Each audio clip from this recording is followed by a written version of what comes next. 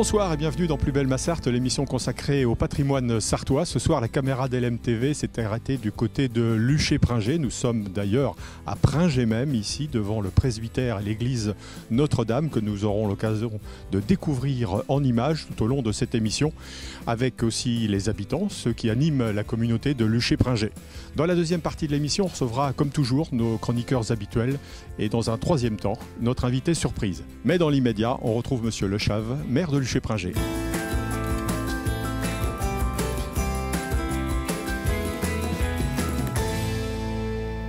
Avec Marc Leschave ici à Luché-Pringé, qui est le maire bien évidemment de la commune, mais aussi le président des petites cités de caractère depuis fort longtemps, monsieur le maire. Oui, encore que j'ai arrêté effectivement cette mission il y a quelques mois, pour raison de santé tout simplement. Mais sinon, oui, effectivement, depuis plus de 10 ans, et pour moi c'était une passion que de valoriser notre village à travers une organisation comme celle-là, c'est extraordinaire. Quelle est la charte justement pour être petite cité de caractère ?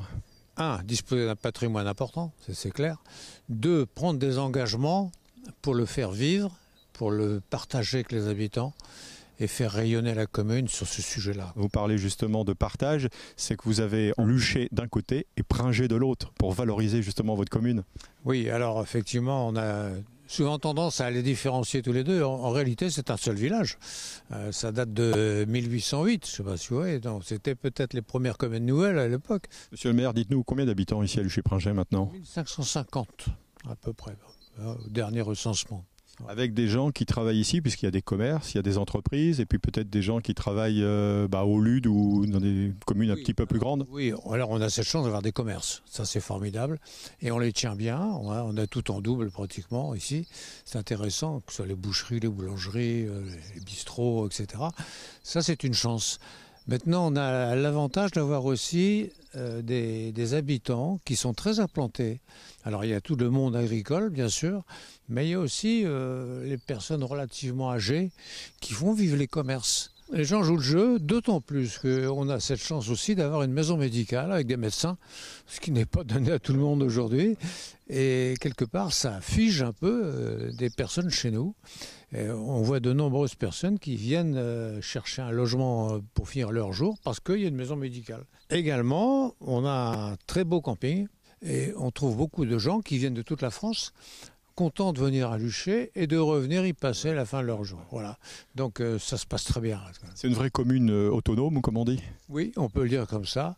Franchement, il y a des moments où je me dis on n'avait pas besoin de la communauté de communes. Vous êtes un maire heureux parce que vous pouvez vous appuyer justement sur la mobilisation des habitants à travers beaucoup d'initiatives. Oui, on a une vingtaine d'associations quand même, c'est beaucoup. Les gens à Luché sont toujours regroupés comme ça pour leur passion. Bon, puisque vous parlez du bien vivre, j'ai cru lire qu'il y avait ici un bal du dimanche, à nouveau. Oui, bien sûr. Il n'y a pas que ça, mais oui, c'est vrai. Et on a quand même de nombreuses manifestations comme celle-là. Bon, alors parmi les travaux, parmi les innovations, un nouveau lotissement. Alors, un nouveau lotissement, un peu taxé par la crise immobilière, c'est pas facile à développer, mais ça va venir, on le sait, bien sûr. Alors, ce qui est très important, c'est qu'on aménage notre maison médicale parce qu'on cherche à retrouver d'autres médecins, d'autres jeunes, des stagiaires. On a en projet également aujourd'hui des réfections de voirie parce que éternellement, on n'est pas toujours aux normes comme on l'est. Merci monsieur le maire, on se retrouve justement tout à l'heure pour la conclusion de cette émission consacrée à Luché-Pringé aujourd'hui et nous allons partir à la rencontre des Luchois dans les rues de la cité. A tout de suite.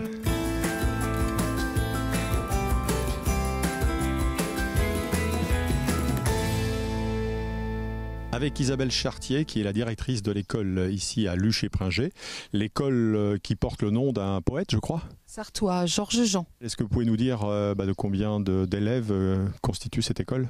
Il y a 124 élèves actuellement à l'école Georges Jean. Nous avons 5 classes et un dispositif Ulysse. Comment se passe le recrutement des enseignants quand on est comme ça un petit peu éloigné des grandes villes ? Est-ce que c'est un problème ou au contraire, on est dans une petite cité de caractère qui a vraiment beaucoup de charme et on peut dire que c'est un attrait supplémentaire ? Alors je ne sais pas si c'est un attrait supplémentaire, mais en tout cas ici nous avons la chance d'avoir une équipe très stable depuis des années. Je crois que la dernière arrivée, c'était il y a 8 ans et autrement, toutes sont arrivées il y a des années. On est 4 à habiter le village quand même. Et la première, c'est vous, parce que je crois que vous avez été à l'école ici. Hein.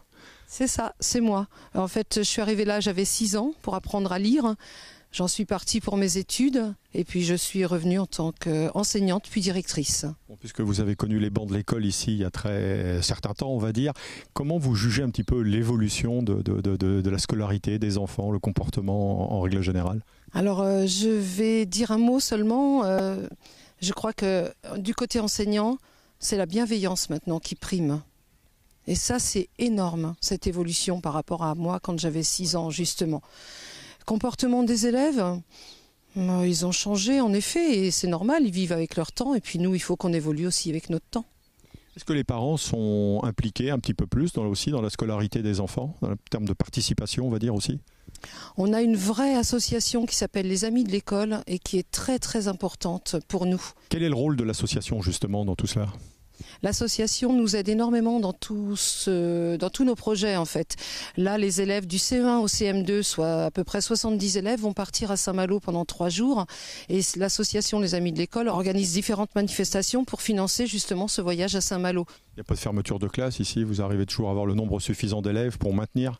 Oui. Il faut savoir que Luché est une commune très dynamique et du coup il y a un tissu associatif, il y a des commerçants, il y a vraiment une vie dans le village qui fait que les gens du village reviennent au village, restent au village. Merci Isabelle.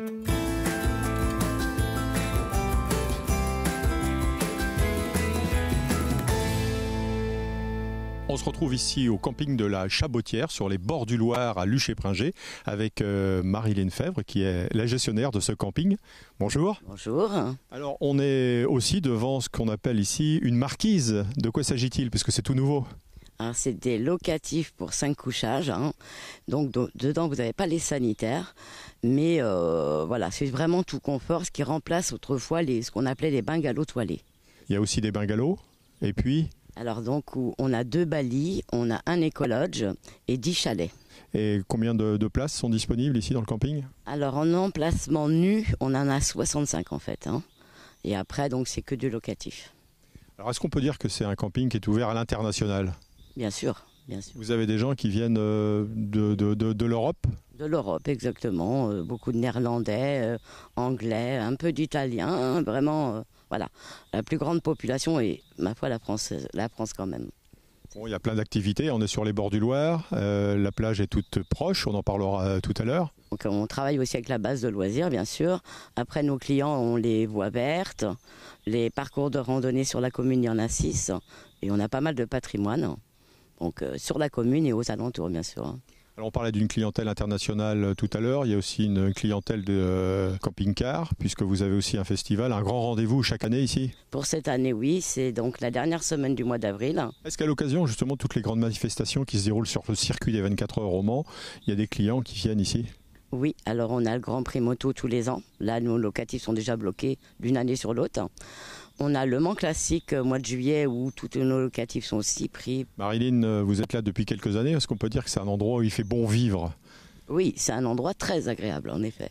On est dans la nature tout en étant à dispo juste à côté du village où il y a tous les commerces. Et puis c'est vraiment une ambiance sympa entre la piscine, la base de loisirs, voilà, les bords de Loire. Voilà. Bon, bah, venez au camping alors.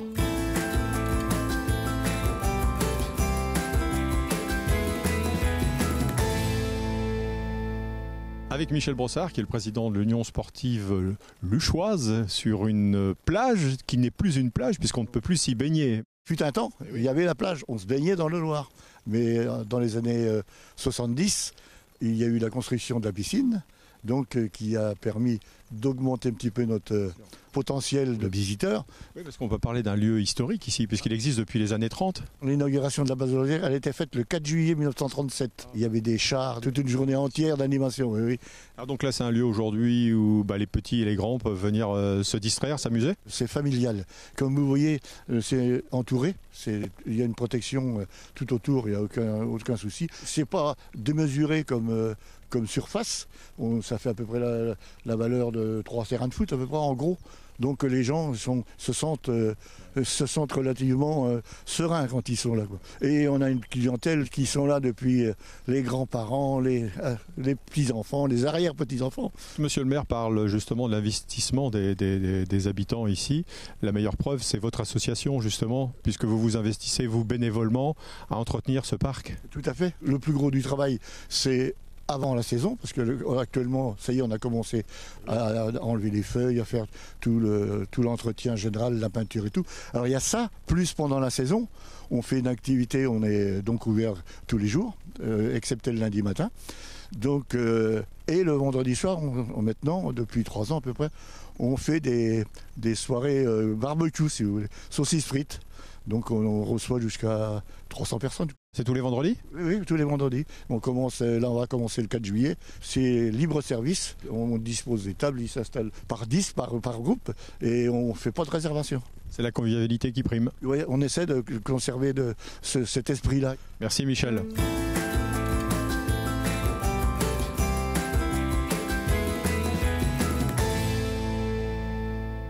Avec Alexandra Serrard, membre de la commission tourisme ici à Luché-Pringé, puisque c'est une commune, on l'a dit, une petite cité de caractère, qui a vraiment du caractère et qui a en plus la particularité d'avoir plusieurs châteaux, Alexandra. Oui, effectivement, nous avons 3 châteaux à Luché-Pringé. Nous avons le château de la Grifferie, le château de Gallerande, le manoir de Vennevel. Et anciennement, nous avions le château de Mervet, qui lui a été brûlé pendant la Deuxième Guerre, mais dont il reste le moulin fortifié, les rares moulins fortifiés de la Sarthe, qui vaut le coup d'œil. Alors, à propos de patrimoine, nous sommes juste devant l'église Notre-Dame, ici de Pringé, où des travaux de restauration vont être effectués sous peu. Effectivement, nous avons la chance d'avoir 2 églises sur la commune, 2 clochers, et là nous sommes devant l'église Notre-Dame de Pringé, qui est une église qui est toujours consacrée, dans laquelle il y a une messe une fois par an, mais qui sert pour des manifestations, Festival des Arts qui a lieu tous les ans ici le dimanche de Pentecôte. Et comme vous pouvez le voir, la façade de l'église, le portail est très très abîmé par les intempéries depuis des années. Nous avons voté le fait de refaire des travaux, donc ça va être des très gros travaux qui devraient commencer fin d'année, je pense. Ça prendra plusieurs mois pour refaire toute la façade et revoir les infiltrations d'eau qu'il peut y avoir. Vous avez parlé du Festival des Arts, on peut dire que c'est un petit peu l'identité de la commune ? Complètement. Le Festival des Arts aura lieu cette année pour sa 14e édition. C'est beaucoup d'artisans. Cette année, ils vont même accueillir une exposition dans l'église de Patrick Joine. Alors Patrick Joine, pour ceux qui n'ont pas forcément suivi l'actualité, c'est une grande fierté sartoise puisque c'est le gâcheur de la flèche de Notre-Dame. C'est un meilleur ouvrier de France charpentier qui était à l'origine de tous les travaux, de tout le projet de la flèche de Notre-Dame. Et donc il va venir exposer tous ses travaux, faire des explications. Pendant ce festival, on a aussi des ateliers pour les enfants sur lesquels intervient une autre association luchoise, car nous avons la chance d'avoir un cirque, la Volière de Velours, qui sont installés à Luché et qui font un festival, c'est leur 5e année cette année, le cirque Velours et Barbotine, qui se tiendra cette année du 25 au 27 juillet. Donc ils font venir des artistes de cirque, des artistes de rue, un peu du monde entier. Et ils s'associent avec l'association des amis et des habitants de Pringé pour participer au Festival des Arts également cette année. Quand on pense cirque, on pense chevaux. Dans le domaine hippique, il y a beaucoup de choses qui sont présentées. Alors effectivement, le cheval est très présent à Luché-Pringé. Parfois, les gens ne s'en rendent pas compte parce que nous avons donc 3 entraîneurs de chevaux de course, un entraîneur de trotteurs, nous avons un éleveur, 2 écuries de particuliers et bientôt une 3e, sur donc aussi bien la course que le sport hippique avec le CSO ou le concours complet. Voilà. Bon, vous êtes tombée amoureuse de Luché-Pringé, vous qui êtes originaire d'un quartier de Paris, Montmartre, pour ne pas le citer, très, très connu et très sollicité aussi par les touristes. On peut dire que Luché-Pringé s'est taillé une belle cote. À Luché-Pringé s'est taillé la plus belle cote. J'ai quitté mon petit village parisien parce que Montmartre est un village pour Luché-Pringé et pour rien au monde je quitterai cette douceur de vivre et cette richesse que l'on a au niveau du patrimoine, au niveau du tissu associatif, de la population, des gens. C'est une petite commune absolument magnifique et avec des associations qui se tournent de plus en plus vers la culture, avec maintenant un festival de théâtre qui s'installe dans un des châteaux, donc le manoir de Vennevel. C'est une troupe de théâtre qui s'appelle les Buveurs de thé. Ils s'installent en résidence le lundi. Ils créent une pièce qu'ils joueront devant le public le samedi et le dimanche. Donc c'est vraiment une création éphémère qui a lieu en une semaine. Merci Alessandra.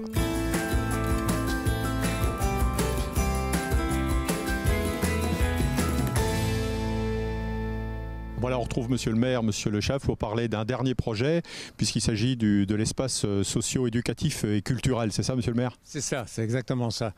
C'est l'espace qui se situe là derrière vous, entre la mairie, l'école, et surtout un espace que l'on veut genre coulée verte, pour être certain qu'on y retrouve de la verdure, des jeux et surtout de la mobilité. L'idée étant que le centre-bourg est beaucoup plus axé autour de l'église et que demain, il faudrait qu'on ait un partage entre les habitants qui sont à la fois dans les cités là-bas, mais également de l'autre côté de cette voirie départementale, quoi. Voilà. Donc un rassemblement du village. Alors c'est un projet qui devrait naître à quel moment? Eh bien, il a commencé dans la mesure où on travaille déjà sur l'école, de telle façon à ce qu'on y ait des accès beaucoup plus faciles. Aujourd'hui, c'est très compliqué d'aller à l'école. Demain, il faut qu'on puisse aménager les voiries et surtout renaturer l'école. C'est la reprise complète de la structure de l'école, adaptée avec les préoccupations du moment, dont la transition énergétique, puisque c'est l'occasion pour nous, effectivement, de repenser complètement le système de chauffage qui est assez vétuste. Voilà. Eh bien, merci monsieur le maire, ce sera le mot de la fin. Merci à vous de nous avoir permis de découvrir ce charmant village de Luché-Pringé. Merci à vous, écoutez, revenez avec plaisir. Il se passe toujours quelque chose à Luché-Pringé. Merci, rendez-vous est pris. Quant à vous, restez en notre compagnie puisque dans quelques instants, vous allez retrouver nos chroniqueurs habituels et notre invité surprise. A tout de suite.